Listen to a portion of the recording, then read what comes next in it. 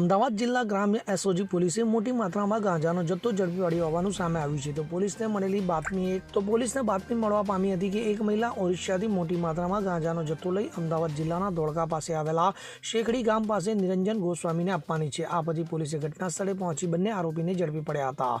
પોલીસે ₹4.98 લાખનો ગાંજાનો જથ્થો જપ્ત કરી આગળની કાર્યવાહી હાથ ધરી છે. મળતી માહિતી મુજબ જિલ્લા ગ્રામ્ય પોલીસને ઓરિસ્સાથી સુમિત્રા નાહક નામની મહિલા મોટી માત્રામાં ગાંજાનો જથ્થો લઈ ધોળકા આવી હોવાની બાતમી મળી હતી. તો આરોપી મહિલા ગાંજાનો જથ્થો મૂળ રનોડના રહેવાસી નિરંજનગીરી કૈલાસગીરી ગોસ્વામીને આપવાની હતી. તો પોલીસે આશરે 5 લાખની કિંમતનો 9.960 કિલોગ્રામ ગાંજાનો જથ્થો, 3 મોબાઈલ અને ₹1500 રોકડ સહિત કુલ ₹5.2 લાખનો મુદ્દામાલ કબજે કરી આગળની કાર્યવાહી હાથ ધરી છે.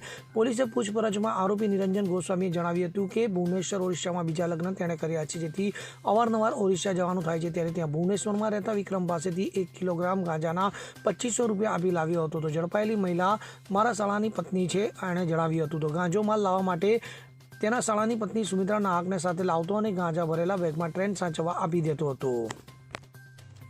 વધુમાં આરોપીએ જણાવ્યું હતું કે ગાંજો ધોળકામાં લાવીને પોતે પીતો હતો અને અમુક છૂટકમાં વેચાણ કરતો હતો. ત્યારે સમગ્ર મામલે જિલ્લા એસઓજી પોલીસે ધોળકા ટાઉન પોલીસ સ્ટેશનમાં NDPS એક્ટ હેઠળ ગુનો દાખલ કરીને આગળની કાર્યવાહી હાથ ધરી છે.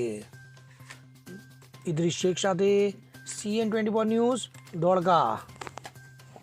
હવે જુઓ દેશ દુનિયાની તમામ ખબરો તમારી આંગળીના ટેરવે.